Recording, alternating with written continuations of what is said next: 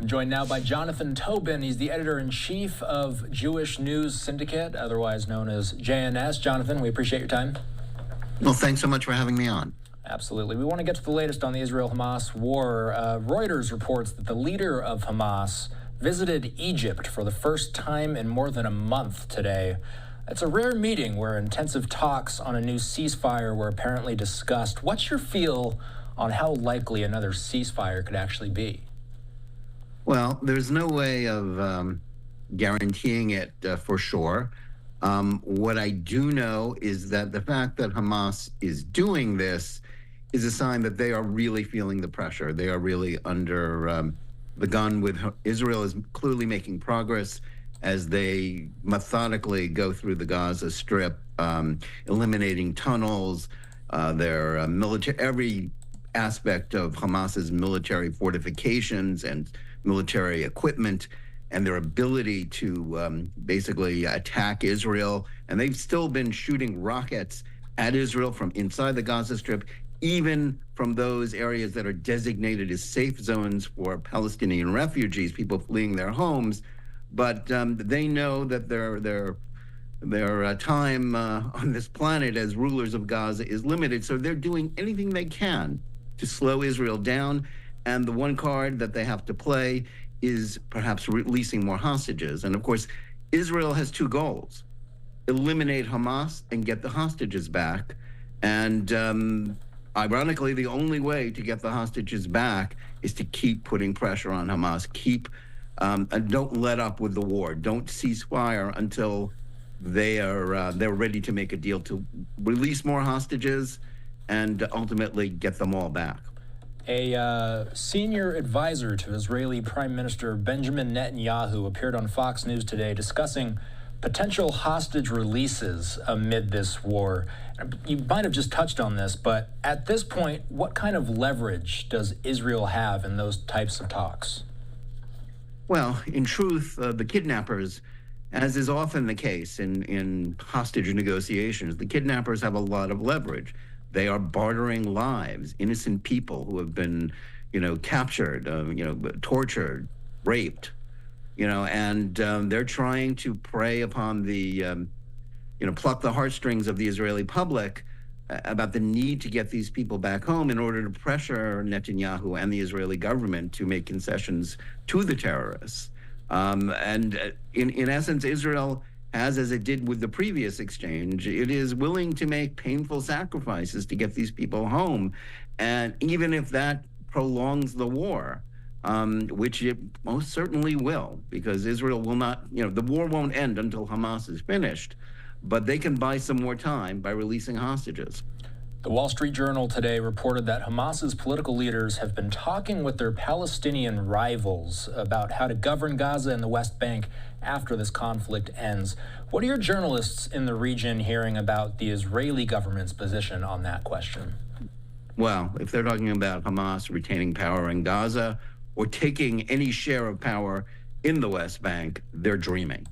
The Israelis will never let that happen. No Israeli government, whether it's led by Netanyahu or any of his rivals, potential rivals or potential successors, will never agree to Hamas ever again having the kind of power that it had prior to October 7th, where, I might add, not only was there a ceasefire then, there was an independent Palestinian state in all but name in Gaza, ruled by the Hamas terrorists. And it was only all this happened because Hamas violated the ceasefire, attacked Israel, created the greatest mass slaughter of Jews since the Holocaust. Israel won't let that happen. And let's remember also something that is not often reported in the press. There are hundreds of thousands of Jewish refugees right now, people who had to flee their homes in southern Israel and can't go back home until the border is secure, until Hamas no longer has the ability to attack. And Israel will not let those people be kept in limbo in that way. They will reassert sovereignty over their country. Hamas's time as the ruler of Gaza is over. And Fatah and the Palestinian Authority, which itself subsidizes and rhetorically supports terrorism, even though they are presented, certainly by the United States, as the moderate alternative to Hamas. Fatah and the Palestinian Authority and its Holocaust-denying leader Mahmoud Abbas is not going to save them either. And you're right. We do hear a lot of reports about how Gazan civilians have been pushed several times out of contentious areas where fighting was anticipated to start. My question would be, as far as southern Israel and the number of people that have been displaced in southern Israel, oftentimes where are those people going since they can't be home? They're in hotels. They're with relatives. They're in every makeshift home and measure that you can think of. They're spread out all over central Israel. There are people in northern Israel who have often been forced to leave their homes because of Hezbollah's firing and threatening war from its strongholds in Lebanon. This is a major issue for Israel. They've got to get these people back home, and it's straining the economy. It's straining the patience of everyone, and these people are in a bad way. Many of them, of course, are relatives, know people who, the strong connections to the victims of October 7th, including some of the remaining hostages.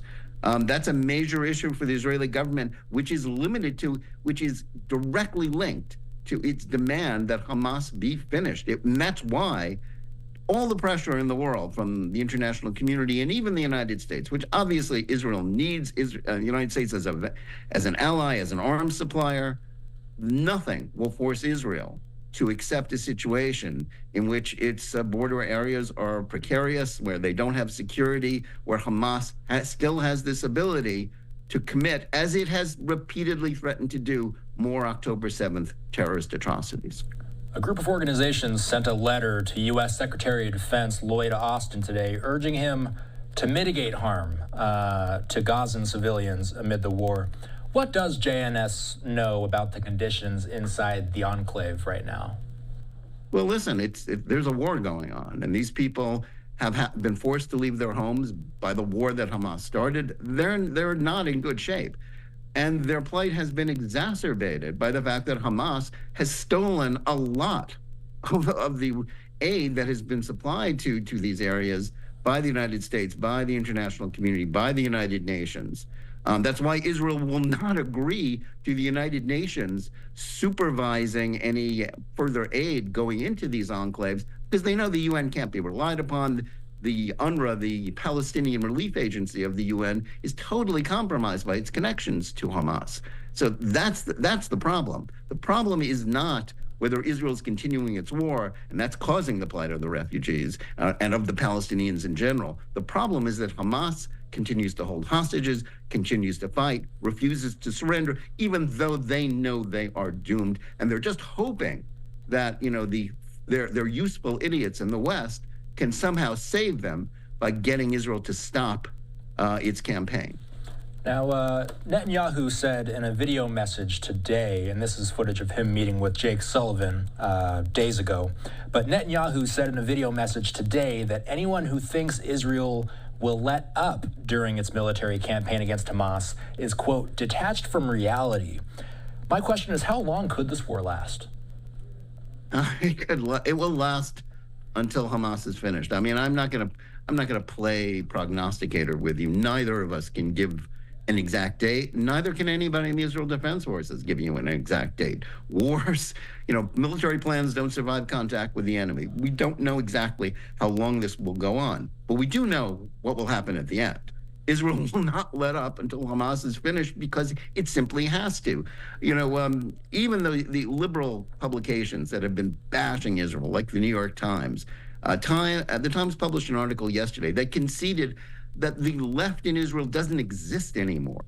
The Israeli people are almost completely united behind the war effort because they know their own security, including people that were only a few months ago advocates of concessions to the Palestinians and calling for a Palestinian state. Even they know that it can happen now. There can't be anything without the elimination of Hamas. The idea that somehow some force can pressure Israel to stop defending itself, to abandon its own security in order to curry favor with Western liberals. I mean, honestly, that's nuts. And anybody who thinks that, anybody who thinks any country would do that is in fact detached from reality. Late last week, we heard the terrible news about the 3 hostages accidentally killed by IDF soldiers. Now that we're about a week removed, have we learned anything new about what happened there? Well, clearly, that was a terrible tragedy. And, the Israeli army is taking a deep dive into it. There were obviously, it's not just mistakes, catastrophic mistakes were made in that exchange of fire. But anybody who knows the history of wars, American wars, or anybody else's wars, knows that in combat zones, bad things happen. Always. People always die from friendly fire. Has there ever been an American war where Americans weren't killed by American fire by accident? That happened in World War II, Vietnam, Korea, and Desert Storm, you name it. It always happens. And this was a terrible tragedy. But and I'm sure the IDF, which polices its soldiers very strictly, they will, there will probably be court-martials. There will be discipline. It will be fully investigated. But to extrapolate from this tragedy to somehow discredit the entire war, which is what some people are trying to do, which is what some of the coverage of the war is trying to do, doesn't make any sense. And it certainly won't deter Israel from continuing its campaign. And have we learned anything new, perhaps, about what happened there, or are details still very light for now? I think we won't know the full details until they publish the results of their investigation. Clearly, some soldiers mistakenly opened fire on people that they shouldn't have fired upon. In the end, it's going to boil down to that. It was a mistake. Certainly, no, it wasn't done on purpose, and it wasn't done out of any, glee to, bloodlust. It was simply done as a mistake, as mistakes happen, and that's especially they happen in wars where one side doesn't wear uniforms, where one side, often uses people trying to surrender to create traps for the soldiers. Soldiers know this. They know they can't trust often what they see when it comes to contact with the enemy. Certainly American forces had that problem in Iraq and Afghanistan many times. So, as I said, it's a tragedy. The people involved will never, will have to live with this for the rest of their lives. The families will have to live with this. It's a terrible thing, but in the end, it is a small, it is the whole story for the people involved, the families, somebody's life, somebody's child. But in the history of this war, it's one small story amid many other tragedies. Jonathan Tobin is the editor-in-chief of JNS, Jewish News Syndicate. We appreciate your time.